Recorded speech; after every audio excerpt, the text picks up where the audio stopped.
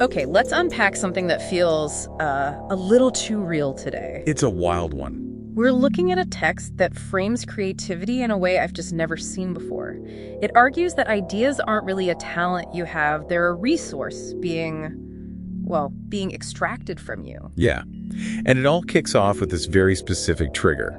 The source calls it the Saturday fixation. Right. You know that moment when you're just staring at a textured corner of a wall, maybe for a second too long? Mm-hmm. The source says that's not just zoning out, it's an entry procedure. It's a login screen. Yeah. And that gets us to the core of this deep dive, miners. Such a great term. It's this idea that billions of human heads right now are basically mining sites.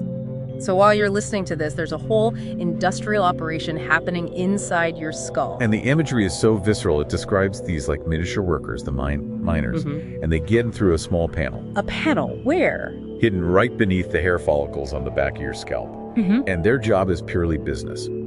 They excavate what the text calls mental dirt. I love that. Mental dirt.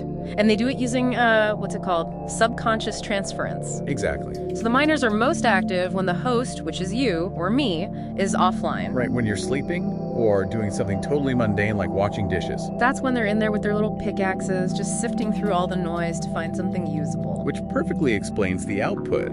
Schedule the source details. They deliver their findings on Friday nights. To close out the work week, of course. Of course. And the product isn't always gold. The source says the results are either disturbingly hilarious or hilariously disturbing. Yeah, but this is where the deep dive really starts. It's not just about how the system works. It's about when it breaks. And it does break. The text points to a massive safety crisis in the mines. These little workers are suffering from short circuits, and it's caused by information overload. This is such a direct commentary on modern burnout, isn't it? If the person takes in too much data, the power just diverts and the miners literally fry. They die on the job, and they don't just disappear, which is the really unsettling part. No, they don't. The source describes this physical sensation of your head growing heavier because it's literally filling up with the corpses of these tiny workers. And that's what creates that cloudy feeling we've all had. The dead miners are just taking up space, robbing the oxygen from any new ideas. And then the unrest begins. And the noise, yeah. The surviving miners, they get restless. It starts as this mechanical clanking, right? But as things get worse, it evolves. It turns into screaming from the far recesses of your mind. Imagine that. Trying to relax. And there are industrial riots echoing inside your own head. So naturally, the subject in our source, he tries to fix it. He tries to zap them or write them out of existence. But you can't just evict your own consciousness. So he switches tactics.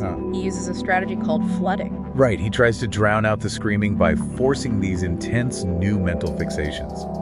He sends his mind down roads less traveled just to generate enough noise to mask the riots. Which leads to the critical turning point. He's exploring one of these imaginary roads. He picks up a rock and realizes something is wrong with his hand. It's not a hand anymore. It's a sieve.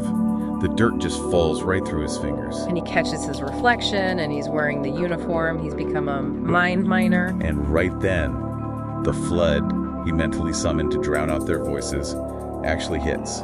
It washes him away. It's such a brutal irony. The strategy he used to silence the workers ends up silencing him. Yeah. So when he wakes up, the hallucination, or whatever it was, it's over. He's back in his room, staring at that corner of the wall. But the whole perspective shifts. It goes from this internal horror story to something on a global scale. Exactly. He looks over at his sleeping wife. And he sees a miner hopping into a panel on the back of her head. Chilling. It just reframes everything. This wasn't one man's mental breakdown. It was a glimpse into the standard operating procedure of the mining business. It suggests that all of human creativity is just this massive global resource extraction industry. Right. So for you listening, that heavy, foggy feeling you get at the end of a long week, it might not just be that you're tired.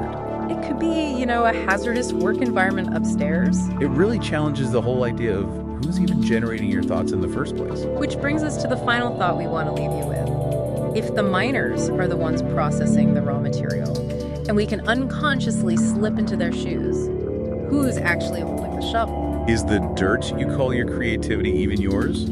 Or are you just the mine shaft? Something to think about.